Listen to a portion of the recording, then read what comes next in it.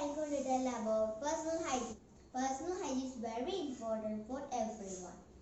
Keeping your hands and body clean is very much important in stopping spreading of infections. This simple habit will help you as well as protect whoever around you too. How we can keep ourselves clean and healthy?